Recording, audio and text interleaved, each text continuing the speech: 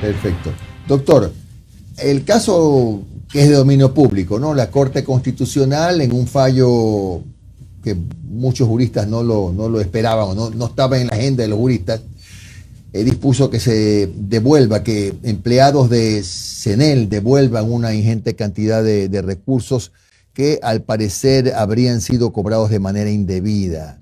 En la primera quincena de ejecución de esta disposición, algunos empleados cobraron 0,00. El gobierno ha intervenido y está revisando la forma de que esa devolución sea paulatina, que no sea de la noche a la mañana, para tampoco dejar en una especie de indefensión a los empleados. En fin, esto es lo general, ¿no? Pero desde el punto de vista jurídico, lo que hizo la Corte fue lo correcto. Lo que empezó a hacer el gobierno, que es acatar la disposición, ¿es lo correcto o qué opina usted? Bueno, yo saludo la decisión del gobierno de formar un comité técnico justamente para evaluar la situación del impacto básicamente a personas, porque detrás de esto hay una situación jurídica, claro, que está por resolverse y que ni siquiera esta Corte Constitucional ha querido resolver, que tiene que ver con la contratación colectiva de personas dentro de las dependencias públicas o entidades públicas que pertenecen al Código de Trabajo, ¿no? Y no solamente es la situación de CENEL, son miles de trabajadores que tienen idéntica situación en CNT, en Petroecuador. No es un tema únicamente de CENEL, es una situación que la Corte Constitucional no ha querido resolver en el fondo, ni la anterior ni esta Corte, ¿no? Es decir, buscar que la legislación ecuatoriana se ajuste a los convenios de la OIT. Ahora, el impacto detrás de la medida jurídica de la sentencia es un impacto humano hacia personas, ¿sí?, de carne y hueso que obviamente pues son padres de familia, tienen enfermedades catastróficas, tienen una hipoteca, tienen un préstamo quirografario y no pueden pagarlo debido al impacto, primero de que ya no van a recibir el beneficio y luego de la devolución, lo cual se hace obviamente ya un drama humano, y es ahí donde creo que por ahora el gobierno ha hecho muy bien en reconocer el problema y buscar a través de un comité, ¿sí?, de alguna manera solicitar de alguna manera que la Corte module una sentencia que en criterio es inejecutable y en el cual para mí la Corte Constitucional incluso se arroga funciones de ordenar una devolución de valores cuando realmente simplemente era una especie de control constitucional de las sentencias, y lo que tenía que haber por último ordenado era que la Contraloría sea la que determine la responsabilidad y ordene la devolución de los valores, porque en la práctica la Corte está creando un proceso inédito. Es decir, CENEL tiene un problema, no hay norma, ¿sí?, no hay norma base para sustentar lo que la Corte le ha ordenado y que es devolución de valores. Doctor, entonces final, por eso está por eso es que convirtiendo a CENEL en juez de cuentas, es decir, la misma parte procesal es juez de cuentas.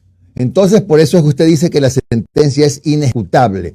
Pero bueno, la pregunta, que no es la de fondo, pero cabe hacerla: ¿el cobro fue indebido o no? Pero obviamente que no, desde luego que no, porque es un problema latente, ¿sí?, dentro del esquema jurídico nacional que tiene que ver justamente con el reconocimiento de la contratación colectiva a aquellos trabajadores que forman parte del Código de Trabajo. No nos olvidemos que en el anterior gobierno, ¿verdad?, se empezó el problema aparentemente de los abusos de la contratación colectiva en los sectores públicos, ¿no? Y a partir de eso, en la nueva Constitución de la República del Ecuador, se prohibió la contratación colectiva dentro de las entidades del sector público. Pero en muchas entidades del sector público, y especialmente aquellas que forman parte de la Ley Orgánica de Empresas, ¿verdad?, tenemos una buena proporción de trabajadores que no pertenecen a la LOCEP, sino que pertenecen al Código de Trabajo, o trabajadores que perteneciendo, ¿sí?, incluso al Código de Trabajo, hacen las mismas funciones que trabajadores justamente que están o que están bajo el régimen de la LOCEP.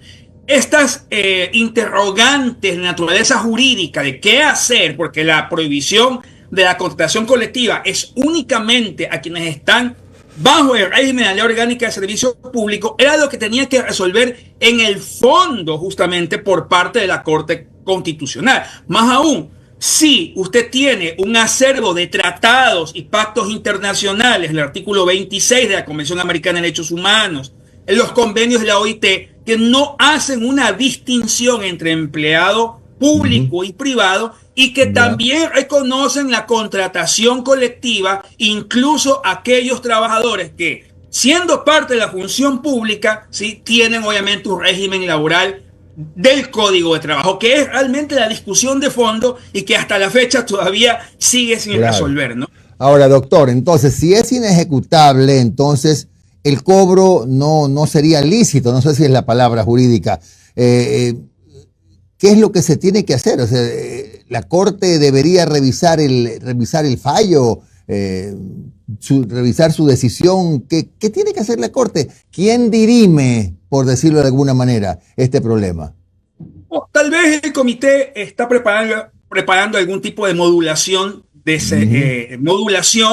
pedido de modulación de sentencia a la Corte Constitucional que lo pueda hacer en el proceso de la aplicación del artículo 21 de la Ley Orgánica de Garantías Jurisdiccionales y Control Constitucional, pero yo en este momento estoy representando a un conjunto de trabajadores de CNEL que vamos a llevar el caso ante la Convención Americana con un pedido de medidas cautelares ante la Comisión Interamericana, porque creemos que no se ha respetado el bloque de convencionalidad y que también es necesario que un asunto que ha tenido décadas sin resolver, ¿sí?, no lo han querido resolver las autoridades constitucionales, alegando de que no es un tema constitucional, y si esto no es constitucional, no sé qué será constitucional. Entonces lo vamos a someter podríamos decir, esta naturaleza jurídica del debate, esta duda, la vamos a tener que someter ante el sistema interamericano, comisión, corte y con medida cautelar, para que sea obviamente una entidad internacional la que resuelva algo que debió haber resuelto hace muchas décadas, obviamente, la misma Corte Constitucional, y que se ha negado a hacer, obviamente, una resolución sobre el fondo del tema, que es un tema que todavía está afectando a otros trabajadores. Ya he oído que también CNT podrían estar en la misma situación y probablemente otras entidades más que también tienen el mismo problema, Código de Trabajo y Ley de Servicio. O sea, doctor, ¿usted cree, por ejemplo, que lo conveniente en este momento, mientras el asunto de carácter jurídico se dilucida, lo conveniente sería suspender de alguna manera, no sé quién, pero suspender la aplicación, la ejecución del fallo, yo sé que no se dice fallo, de la Corte Constitucional, la decisión, qué sé yo, de la Corte Constitucional, para que no se ejecute mientras no se agoten las otras instancias? Yo creo que la manera como lo ha hecho la Corte Constitucional de hacer un seguimiento cada 3 meses para ver qué han recaudado, por ejemplo, y obligar a CNEL a que lo haga vía acciones administrativas directas, es completamente ilegal e irregular. Y creo que la Corte Constitucional nos ha fallado. Por ejemplo, en el tema justamente del decreto ejecutivo sobre el presidente de la República, que también ha dicho que es inejecutable, ¿sí?, el haber creado también un comité que no debió haberlo hecho, en el cual obviamente ya, para mí, hay una línea en el cual la Corte Constitucional está rebasando obviamente atribuciones que no le corresponden a quien le correspondía determinar si había o no había devolución y qué valores era la Contraloría General del Estado, que es el juez de cuentas, y no haber convertido el mismo CNEL en cuentas y parte procesal. Claro. Ahora, ¿la Contraloría no ha emitido todavía ningún pronunciamiento? Pero es que eso es un proceso, pues no puede pronunciarse la Contraloría porque la manera como se devuelven valores, que es la única manera en el marco legal vigente, es cuando la Contraloría determina responsabilidades a través de un proceso, de un examen especial, y notifica a cada persona, oiga, usted tiene que devolver tanto, ¿no? Y se activan los mecanismos. Usted puede hasta impugnar, obviamente, ese tipo de devoluciones, que es el procedimiento normativo legal que existe. Lo que hizo la Corte es crear algo inédito, porque ni siquiera CNEL sabe qué hacer, de convertir a la misma parte procesal en juez de cuentas para determinar valores sin ningún tipo de marco o sustento teórico o normativo. Claro, o sea que tal vez parte del procedimiento sería, para ordenarlo, digámoslo así, sería que la Contraloría pues inicie un examen especial. Yo no sé si es eso, ¿no?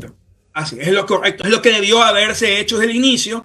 sin perjuicio de que también creo yo que desde el punto de vista constitucional, lo que le correspondía realmente a la Corte era haber dejado sin efecto la sentencia de segunda instancia y haber ordenado que sea una nueva sala la que conozca, y no haber sustituido también el fondo justamente de la contienda, que tampoco ha sido resuelto en esta acción extraordinaria de protección. Me parece, doctor, que lo que a usted le preocupa es el precedente que se sienta con este fallo de la Corte, con este pronunciamiento. Sí, precedente nefasto, porque aparte, en la génesis de cómo llega esta acción extraordinaria de protección, CENEL presentó 3 acciones extraordinarias, ¿sí? Y la que llega a la Corte Constitucional es una acción que el mismo CENEL la desiste y la retira, ¿sí? En el 2021. Es decir, que prácticamente la Corte Constitucional activó, ¿sí?, una acción extraordinaria de protección que fue desistida, retirada por CENEL 2 años después de haber presentado. Oiga, yo me dedico al litigio constitucional con muchos colegas, y para el común de los mortales, el presentar una acción extraordinaria con un mínimo de argumentación o con bases técnicas poco sólidas, nos genera inmediatamente el rechazo obviamente de una acción extraordinaria de protección. Una acción extraordinaria de protección que no cumplía la argumentación técnica suficiente y que incluso fue retirada y desistida, constituye ahora un precedente inédito que está generando obviamente todo un drama humano, ¿sí?, para muchísimos trabajadores en el Ecuador. Doctor Sosa, muy buenos días. Camila Piedrahita le saluda. Justamente lo que usted manifestaba, el génesis de esta situación, se identificó un patrón donde se presentaban acciones de protecciones para desnaturalizar la ley orgánica de empresas públicas y a esto sumar servidores en los contratos colectivos. Desde su perspectiva legal, lo ejecutado por los jueces en favor del sindicalismo, ¿era o no era ilegal? ¿Y qué va a pasar con estos jueces? ¿Cuáles van a ser las consecuencias de estas sentencias? A ver, la Corte Constitucional no dice que se ha desnaturalizado por un efecto de fondo, que fue lo que debió haber resuelto, es decir, haber resuelto el fondo del tema jurídico, que tiene que ver, vuelvo a repetir, en que la prohibición de la contratación pública es para trabajadores que pertenecen a la ley de servicio público, no a los trabajadores que pertenecen al Código de Trabajo, y que obviamente incluso a nivel de convenciones la OIT, estas convenciones de la OIT no hacen una diferencia entre el trabajador público y privado para el tema de la contratación pública. Eso era lo que se le pedía o lo que debió haber hecho la Corte, haber dirimido el fondo. Lo que dice la Corte es que se desnaturalizó porque los titulares estaban pidiendo un reconocimiento de derechos. Y como obviamente eso está prohibido en la Ley Orgánica de Entidades Jurisdiccionales y Control Constitucional, consecuentemente, indudablemente, pues deja sin efecto esta sentencia. No hubo, yo he leído obviamente todo el proceso y en realidad lo que los trabajadores no estaban reclamando era un reconocimiento de la titularidad, sino más bien sí, estaban solicitando que se declare violaciones expresas, entre ellos el derecho a la igualdad por un asunto de discriminación que tiene que ver también su origen en los pactos y tratados internacionales. Ha solicitado, obviamente, la Corte, ha declarado el error inexcusable de los jueces. Ellos tendrán que defenderse porque se iniciarán los sumarios administrativos también para la posible destitución de ellos.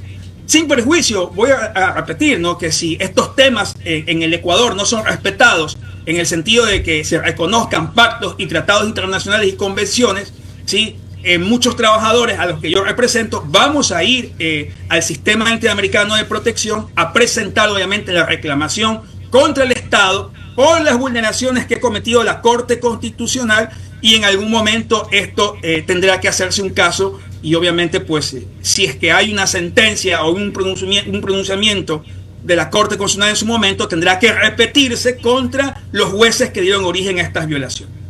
Gracias, doctor Jorge Sosa, un experto en Sistema Interamericano de Derecho Constitucional. Que tenga usted un buen día. Abrazo, Jorge.